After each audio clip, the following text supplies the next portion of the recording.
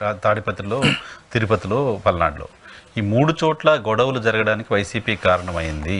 YCP కారణం కాదు, YCP ఓడిపోతుందని తెలుసు కాబట్టి అధికారులంతా కూడా వైసీపీ మా వాళ్ళు ఏంటంటే మా వాళ్ళు అజాగ్రత్తగా ఉండడం వల్ల మా వాళ్ళు ఏంటంటే 2004లో కానీ 9లో కానీ 14లో కానీ 19లో కానీ ఇటువంటి గొడవలు జరగలేదు, అటువంటివి ఏం లేవు అనే ఆలోచనలో మా వాళ్ళు కొద్దిగా అజాగ్రత్త వల్ల జరిగాయి తప్ప వాళ్ళు జాగ్రత్తగా ఉండేనంటే ఎలక్షన్ కమిషన్ కరెక్ట్గా పనిచేసి ఉండేనంటే ఖచ్చితంగా జరిగేది. ఏదైతే మాచర్లలో కానీ ఇవన్నీ మాచర్ల ఒక్కటే కాదు, జమ్మలమూడు కాన్స్టిట్యున్సీలు ఉన్నాయి, చాలా కాన్స్టిట్యున్సీల్లో అటువంటి కాన్స్టిట్యున్సీలు ఉన్నాయి. మేము జాగ్రత్తగా ఉన్నాం కాబట్టి మా దగ్గర జరగలే, మా దగ్గర కూడా జరిగేటివే, మా దగ్గర కూడా అలాంటి ప్రాబ్లమ్స్ చాలా ఉన్నాయి, మమ్మల్ని కూడా అందరూ అడ్డుకున్నారు. అవన్నీ జరిగిన తర్వాతే మేము దానికి ధీటుగా ఎదుర్కొన్నాం కాబట్టి వాళ్ళు ఏం చేయలేకపోయారు. సో అక్కడ మీ నాయకత్వం ఫెయిల్ అయింది. అయితే నాయకత్వం అని కాదు, ఏంటంటే కొన్ని జరగవులేని ఇంతవరకు సార్ గతంలో ఆ ఊర్లలో 2004 ముందు అలా జరిగేటివి, 2004 తర్వాత జరగలేదు, గత 20 సంవత్సరాలుగా జరగలేదు కదా, ఇప్పుడు జరగవేమో అనే ఒక చిన్న అజాగ్రత్త వల్ల, అజాగ్రత్తే అదేదో ఇంకోటో కాదు, అది తెలిసిన తర్వాత ఆ ఫోన్ వచ్చిన తర్వాత అక్కడికి వెళ్ళడం జరిగింది. వాళ్ళకి ఏదో ఈవీఎం పగలగొట్టడం ఇవన్నీ జరిగింది. ఈవీఎం పగలగొడితే అది రీపోలింగ్ జరుగుతుంది అనుకున్నారు, కానీ అలా జరగకుండా అది చేయడం తప్పే, ఎవరు చేసినా తప్పే ప్రజాస్వామ్యబద్ధంగా. కానీ దానికి ఏంటి అనే దాని మీద దాన్ని ముందు ఏం జరిగింది తర్వాత ఏం జరిగిందని చూసి దాన్ని ఫలితం తీసుకోవాలి. ఎందుకంటే ఆ బిట్టు మాత్రమే వాళ్ళకు అనుకూలంగా ఉంది కాబట్టి ఆ బిట్టు మాత్రమే చేస్తామంటే దాన్ని ఒప్పుకోరు కదా. నేనేమంటా అంటే ముందు తర్వాత జరిగిన పరిణామాలన్నీ తీసుకోవాల్సిందే. అలాంటి పరిణామాలు గతంలో జరగలే, ఇంకా కూడా జరగకూడదని కోరుకుంటాను. సో అక్కడ ఇప్పుడు వైసీపీ నాయకులు మాట్లాడుతున్న మాటలు చూసిన తర్వాత వాళ్ళకి ఇంకా ఓటమి భయం పట్టుకుంది, అందుకోసం ఆ తరహా మాట్లాడుతున్నారు. ఓటమి కాదు సార్ ఎలక్షన్ చేసేది ప్రతి ఒక్కరు గెలవాలని, ప్రతి ఒక్క చోట ప్రజాస్వామ్యబద్ధంగా. నేను అడుగుతున్నా, నిజంగా నీకు ప్రజలే ఓటేస్తూ ఉంటే ఈ ఫ్రీ ఎలక్షన్ జరుపు అంటున్నా.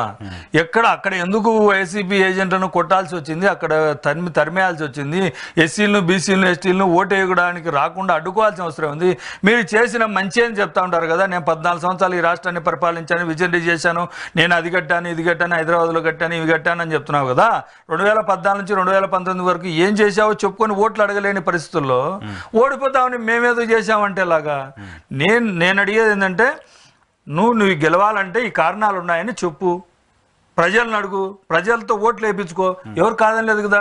మీరు నేను ఏజెంట్గా కూర్చోబెట్టి ప్రజలు ఓట్లు వేస్తా ఉంటే ఎవరు ఎందుకు అడ్డు చెప్తారు కదా. అక్కడ మీ హడావుడు చూసిన తర్వాత ఎస్పీలు కోఆపరేట్ చేయలేదు, పోలీసులు కోఆపరేట్ చేయలేదు, సిఐలు కోఆపరేట్ చేయలేదు, ఈ మాటలన్నీ చూస్తుంటే వైసీపీ ఓడిపోతుంది అనే దానికి ఒక ఎగ్జాంపుల్. సార్ నేనేమంటానంటే పోలీసు వాళ్ళు నాకు తెలిసి వాళ్ళు వన్ సైడ్ చేశారు.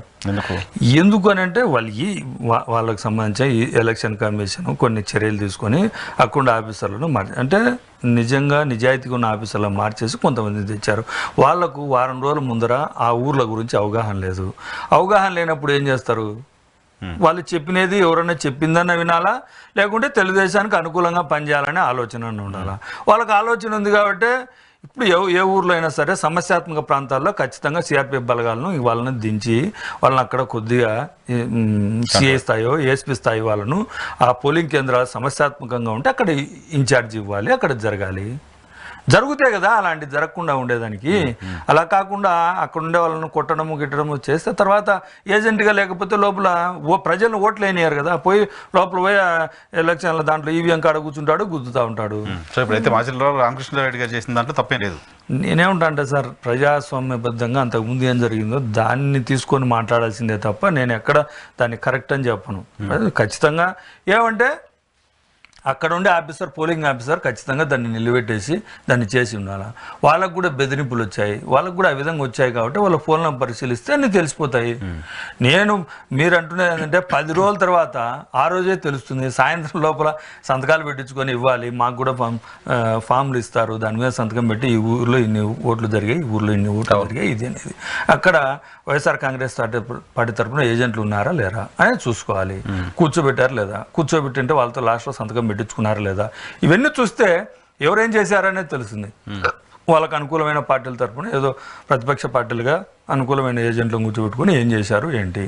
ఈ రాష్ట్రంలో ప్రధాన ప్రతిపక్షాలు ఏంటి, వైఎస్ఆర్ కాంగ్రెస్ పార్టీ, తెలుగుదేశం పార్టీ. ఈ తెలుగుదేశం పార్టీ ఏజెంట్లు ప్రతి బూత్లో ఉన్నారా లేరా చూసుకుంటే అయిపోతుంది. లేని చోట అదే జరుగుతుంది, దాంట్లో తప్పేం లేదు. అది ఎక్కడ జరిగినా ఎవరి దగ్గర జరిగినా అది జరుగుతుంది. ఇప్పుడు నేనేమంటా అంటే వాళ్ళకంతా చంద్రబాబు నాయుడు గారికో లోకేష్ గారికో ప్రజాస్వామ్యం మీద అంత ఉంటే ఇప్పుడు రీపోలింగ్ అడగమని చెప్పండి. ఎందుకు అడగట్లేదు వాళ్ళు? అంటే వాళ్ళు మేము దోచుకున్నాం, మేము గుద్దుకున్నాం కాబట్టి వాళ్ళు అడగడంలే. ఇంత జరిగింది, ఇవే ఖచ్చితంగా దీన్ని నిలబెట్టేసేయండి, ప్రతిపక్షంలో ఉన్న వాళ్ళు ఏం చేయాలా, మేమే గుర్తు పోసుకున్నాం అనుకో, వాళ్ళు ఏం చేయాలా, ఖచ్చితంగా ఈ బూత్ లో రీపోలింగ్ జరగాలని అడగాల. అడగడం లేదంటేనే ఏంటి, మేము గుర్తు పోసుకున్నాం కాబట్టి మీరు ఏం చేసుకోలేకపోయారు, మీరు ఊరికి కూర్చోండి అని అన్నాడు. సో టీడీపీ రిగ్గింగ్ చేసిందని అర్థమా? అంతే కదా, అదే కదా. వాళ్ళు అక్కడ ఉండే స్థానికంగా వాళ్ళు చెప్తారా ఖమ్మంలో ఈ విధంగా చేశారు, ఈ విధంగా చేశారని. అతను ఎవరైతే అతను ఏజెంట్ ఉన్నాడో అతనే చెప్తున్నాడు, ఇన్ని గత సంవత్సరాల నుంచి ఎందుకు లేవంటే మాకు సపోర్ట్ ఇచ్చేవాళ్ళు లేడు, సపోర్ట్ ఇచ్చే బ్రహ్మారెడ్డి వచ్చారు కాబట్టి ఈరోజు కొట్టనికి పోయినా అంటున్నాడు. అంటే ఏంటి నాకు అర్థం కాలే.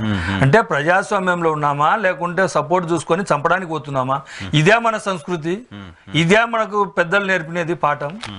ఇదే అంటే మనం చంపి ఎదుటోళ్ళని బెదిరించి ఓట్లు వేసుకొని గెలవాలనుకుంటున్నామా? ఇదే ప్రజాస్వామ్యం అంటే? ఏజెంట్ చెప్పేదాన్ని వాడిని ఏదో తీసుకొచ్చి హీరోగా కూర్చోబెట్టి మాట్లాడుతున్నారంటే దీన్ని ఎక్కడికి తీసుకుపోతున్నారు అంటున్నా. ఎలక్షన్ కమిషన్ అతను మాట్లాడిన మాటలన్నా చూస్తుందా లేదా?